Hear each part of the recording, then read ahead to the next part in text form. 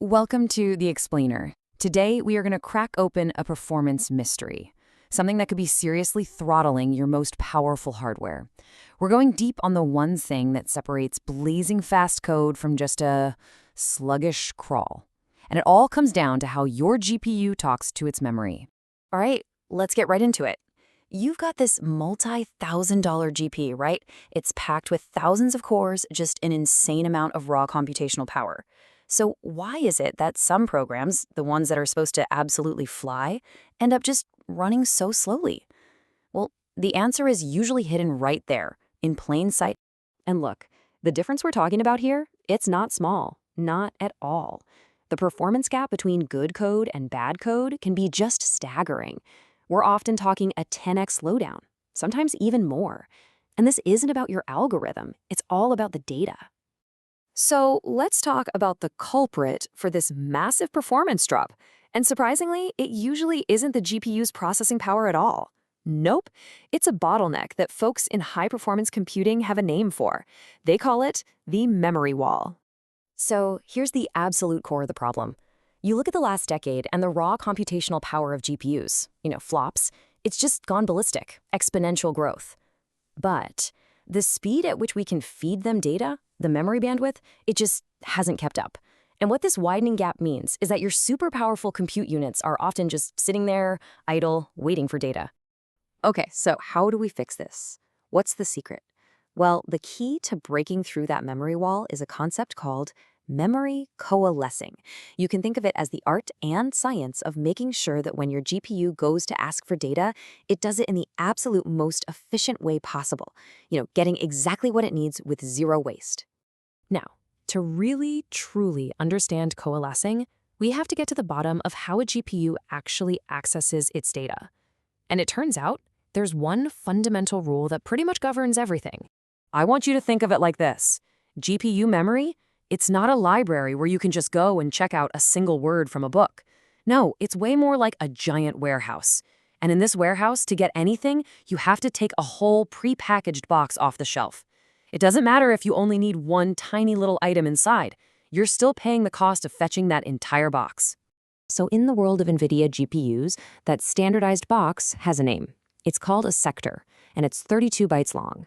Every single request to global memory is served in multiples of these 32-byte sectors. This right here, this is the golden rule. It's basically the physics of GPU memory access. And who are the workers we send to fetch these boxes from the warehouse? Well, they're called a warp. A warp is a group of 32 threads, and they all execute the exact same instruction at the exact same time.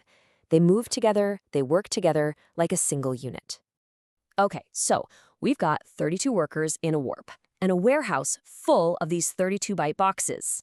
How do they fill their collective shopping cart? Well, this is where we get to meet the heroes and the villains of GPU performance. And this just illustrates the two extremes perfectly. Over on the left, we have our hero, coalesced axis. Here, the 32 threads in the warp, they work like a perfect team. Each thread just grabs the very next sequential piece of data, and together they neatly fill up exactly 4 of those 32-byte sectors. But then on the right, we have the villain, strided access. In this case, each thread skips a bunch of elements, so their requests are scattered all over memory, and that forces the hardware to fetch way more boxes than it actually needs. The impact on performance here is, well, it's devastating. In a worst-case scenario with a really big stride, each of the 32 threads could land in a completely different 32-byte sector. Think about that. That forces the hardware to transfer 1,024 bytes of data just for you to use 128 of them. I mean, that's a staggering 87.5% of your memory bandwidth just gone, wasted. And listen, this is not just some theoretical problem. This stuff shows up constantly in how we structure our data. The array of structures, or AOS, on the left, that's a classic villain. If a warp of threads wants to read all the X values, they have to keep skipping over the Y and Z data for every single point. That causes a really slow strided access.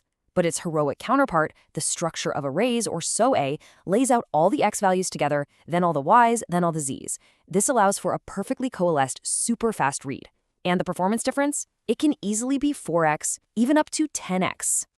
All right, so now that we've seen the problem in action, how do we actually fix it?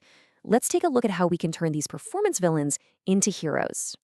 For decades, really, the go-to solution was this clever software trick called tiling, or sometimes you hear it called corner turning.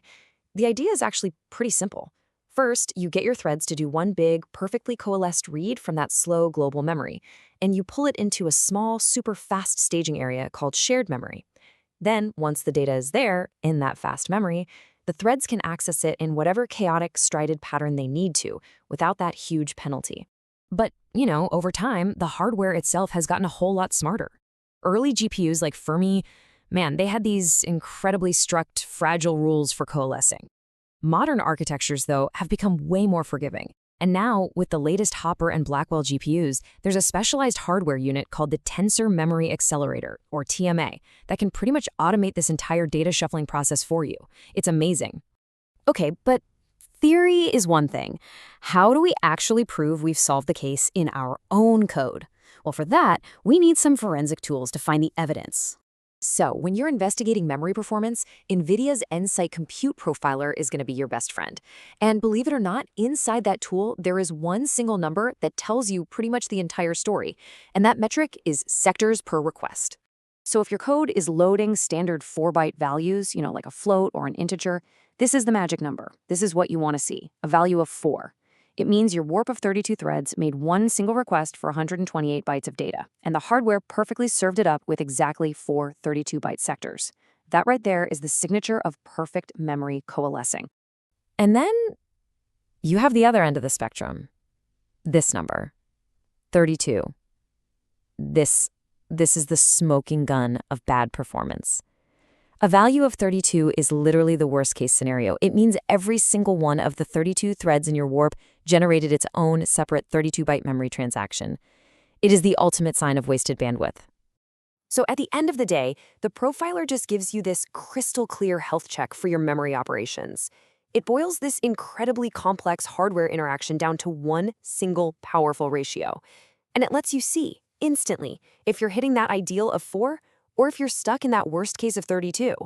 So, after all of this, what's the final verdict? What are the key principles we need to follow to make sure our GPUs are running at their absolute full potential? Okay, here are the crucial points you really need to take away. First, always prioritize coalescing. Structure your data correctly, which usually means preferring a structure of arrays. Second, use the hardware features you have available, like vectorized loads or, on newer GPUs, that modern TMA. And maybe most importantly, profile. Don't guess. Use a tool like Nsight Compute to find the real evidence. Find out where your performance is actually going. And all of this leaves us with one last, kind of provocative thought.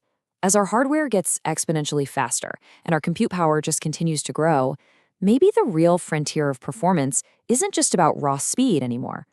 Maybe it's about the intelligence of our data movement. And maybe it's about eliminating the absolutely incredible amount of time we all waste just waiting for data to arrive.